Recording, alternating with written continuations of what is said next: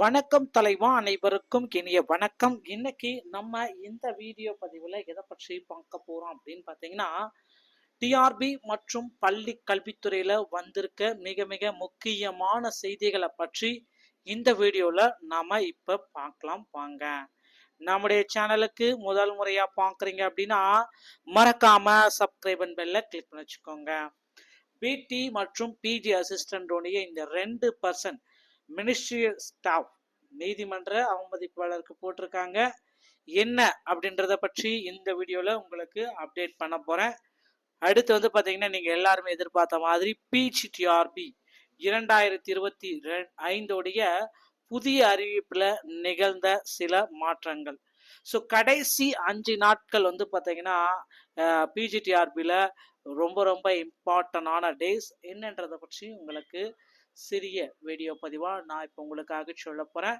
மக்களே, இப்போதைய நிலவரத்தைப்படி பள்ளி கல்வித்துறையில் பல விதமான மாற்றங்கள் நாளுக்கு நாள் நடந்துட்டு தாங்க வருது. அதில் வந்து பார்த்தீங்கன்னா, மிக மிக முக்கியமான ஒரு விஷயம் அப்படின்னு நம்ம பார்க்குறப்ப, இப்போ இந்த பள்ளி கல்வித்துறையில எல்லாருமே எக்ஸ்பெக்ட் பண்ண மாதிரி சில விஷயங்கள் நாளுக்கு நாள் நடந்துட்டே தான் வருது. அதுல நீங்க எக்ஸ்பெக்டேஷனுடைய ரொம்ப ரொம்ப இம்பார்ட்டன்டான ஒரு எக்ஸ்பெக்டேஷன், நடப்பு கல்வியாண்டு முதலே வந்து பார்த்தீங்கன்னா +1 பொது தேர்வு ரத்து. இதுதான் இப்ப இருக்கிற ஒரு லேட்டஸ்டானது. ஸோ கல்வியாண்டுல இனிமே வர கல்வியாண்டுல +1 தேர்வுடைய பொது தேர்வு முறை அப்படின்றது ஒன்று இல்லவே இல்லை. ஏற்கனவே எப்படி இருந்துச்சோ அப்படியே தாங்க. நடுவில் +1க்கெல்லாம் பொது தேர்வு வைக்கணுமா அப்படின்ட்டு எல்லாமே நிறைய பேர் குளறுபடியோட இருந்தாங்க. இனிமேல் அந்த +1 தேர்வே தேவையே இல்லைன்ற அளவுக்கு பொது தேர்வு இல்லை. ஸோ மக்கள், மாணவர்கள் மாணவிகள் எல்லாமே 10th முடித்த மாணவிகள் எல்லாமே கொஞ்சம் ஹாப்பியாக இருப்பாங்கன்னு நினைக்கிறேன். ஸோ எல்லாத்துக்குமே வந்து இந்த நியூஸ் வந்து ஹாப்பியாக இருக்கும். நடப்பு கல்வியாண்டு முதலே +1 பொதுத் தேர்வு முறை ரத்து. நடப்பு கல்வியாண்டு முதலே தமிழ்நாட்டில் +1 பொதுத் தேர்வு அப்படின்ற முறையை ரத்து செஞ்சிருக்காங்க. 10 மற்றும் 12ஆம் வகுப்புகளுக்கு பொது தேர்வு கண்டிப்பாக நடக்கும். 8ஆம் வகுப்பு வரை கட்டாய தேர்ச்சி முறை தொடரும் என மாநில கல்விக் கொள்கையில் குறிப்பிட்டுள்ளதாக அமைச்சர் அன்பில் மகேஷ் தகவலை குறிப்பிட்டிருக்காரு. 8வது வரைக்கும் வந்து பாத்தீங்கன்னா உங்களுக்கு வந்து ஆல் பாஸ் அப்படின்றது கண்டிப்பாக கிடைக்கும். எந்த விதமான சேஞ்சஸும் கிடையாது. ஸோ 8ஆம் வகுப்பு வரை உங்களுக்கு ஆல் பாஸ் கண்டிப்பாக இருக்கும். ஓகேங்களா? ஸோ அதனால கவலையே பட வேண்டாம். அடுத்து வந்து பார்த்தீங்கன்னா, இந்த பிடி மற்றும் பிஜி அசிஸ்டன்டோடைய 2% அந்த மைனாரிட்டி அப்படின்னு சொல்லக்கூடிய ஒரு அப்டேட். ஓகேங்களா? ஸோ இந்த மைனாரிட்டி அப்டேட்ல நீதிமன்ற அவமதிப்பாக வழக்கா எடுத்திருக்காங்க. மைனாரிட்டி அப்டேட்ல நீதிமன்ற அவமதிப்பு அப்படின்னு சொல்லிட்டு ஒரு வழக்காகவே எடுத்திருக்காங்க. அந்த வழக்குடைய இறுதியான முடிவுகள் எப்போ வரும்? ஸோ இந்த பிஜிக்கு ஆஜரான சார் என்ன சொன்னாருன்னு பார்த்தீங்கன்னா, சார் நீங்கள் சொல்றீங்க அப்படின்றீங்க, ஜட்ஜ்மெண்ட் 1 வீக்காக நான் வெயிட் பண்ணுறேன். ஸோ நம்பர் ஆகுதா பார்க்கலான்ட்டு அதுக்கு வந்து பார்த்தீங்கன்னா இந்த பிஜிக்காக ஆஜரான வழக்கறிஞர் என்ன சொல்கிறான்னு பார்த்தீங்கன்னா, சொல்கிறது கரெக்டு தான். ஆனால் வந்து இவங்க வந்து பார்த்தீங்கன்னா இப்போ பிஜிடிஆர்பிக்கு நோட்டிஃபிகேஷன் கொடுத்துருக்காங்க. இந்த நோட்டிஃபிகேஷன் வந்து பார்த்தீங்கன்னா 2% கொடுக்கல, 1% தான் கொடுத்துருக்காங்க அப்படின்ட்டு சொல்கிறாங்க.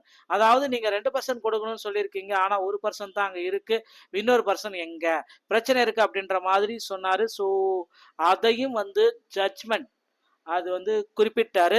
ஸோ இதை எல்லாமே பிளேம் பண்ணி தாங்க சொல்லிட்டு இருக்காங்க. இதை பற்றி எல்லாமே வந்து பார்த்தீங்கன்னா கவலைப்படுற மாதிரி சொன்னார். அதனை தொடர்ந்து வந்து பார்த்தீங்கன்னா அரசு வழக்கறிஞரும் மாண்புமிகு அதாவது கவிதா ராமேஸ்வர் அவர்களுக்கும் ஒரு வாக்குவாதம் நடைபெற்றது. என்ன அப்படின்னு பார்த்தீங்கன்னா, ஒரு 5 நிமிஷம் இந்த சண்டையே போனது அப்படின்ட்டு நாம சொல்லலாம். அடிக்கடி வந்து பார்த்தீங்கன்னா இந்த கோர்ட்டில் நடக்கிற விஷயம் தான் இது. ஸோ அப்பீல் பண்ணிட்டு இருக்கேன்னு சொல்லிட்டு இருக்காங்க. அதாவது ஆதாரத்தையும் கொடுக்க மாட்டிருக்காங்க. ஸோ சும்மாவே இவங்க சொல்ற காலத்தையெல்லாம் கடத்துற மாதிரி தெரியுது. ஸோ இது எல்லாமே வந்து பார்த்தீங்கன்னா அது ஒரு நீதிமன்ற அவமதிப்பாளருக்காக கருதியிருக்காங்க. இந்த விரைவில் வந்து பார்த்தீங்கன்னா இந்த 2% மினிஸ்ட்ரியல் ஸ்டாஃபுக்கு உண்டான தீர்வை கொடுப்பாங்க அப்படின்றத நிச்சயமா எதிர்பார்க்குறாங்க. இதுதான் வழக்கறிஞர் இந்த தகவல் தாங்க நமக்கு சொல்லியிருக்காருங்க. அடுத்து வந்து பார்த்தீங்கன்னா நீங்கள் எல்லாருமே எதிர்பார்க்குற மாதிரி ஆய்வக உதவி ஆசிரியர்களுக்கு கணினி பயிற்சி, பட்டதாரி ஆசிரியர்களுக்கு பை பை. இனிமே வந்து பாத்தீங்கன்னா ஆய்வக உதவியாளர்களுக்கு பயிற்சி பட்டதாரி கணினி ஆசிரியர் தேவையே கிடையாதுங்க. இனிமே அந்த பட்டதாரி கணினி ஆசிரியர்களே நாங்க வச்சுக்க மாட்டோம், அதெல்லாம் யூஸ்லெஸ் அப்படின்ற அளவுக்கு சொல்லிட்டாங்க. ஸோ இனிமே கம்ப்யூட்டர் ஸ்டாஃப் என்னதான் நடக்க ஆய்வக உதவியாளர் தான் கம்ப்யூட்டர் ஸ்டாப்பா அப்படின்ற மாதிரி போயிட்டுருக்கு. ஸோ அடுத்தடுத்து வந்து பார்த்தீங்கன்னா திடீர்னு அந்த மாதிரி மாற்றங்கள் தமிழக அரசு பள்ளியில் நடந்துட்டு தான் இருக்குது. தமிழக அரசு பள்ளியில் கணினி வழி பற்றிய வளங்கள் ஆய்வு உதவியாளருக்கு பயிற்சி அளிப்பதால் கணினி அறிவியல் பட்டதாரி ஆசிரியர்களுக்கு வேலைவாய்ப்பு பறிபோகும் நிலைமை உருவாகியிருக்கு. பள்ளி மாணவரோட கணினி அறிவியல் புரிதலை உண்டாக்கும் வகையில் ஆய்வகங்கள் அமைப்பது, பாடப்புத்தகங்களை வடிவமைப்பது, ஆசிரியர் நிர்வகிப்பது உள்ளிட்ட ஒருங்கிணைந்த கல்வித் திட்டத்தின் வாயிலாக அதன் செலவில் 40% மத்திய அரசு வழங்குகிறது.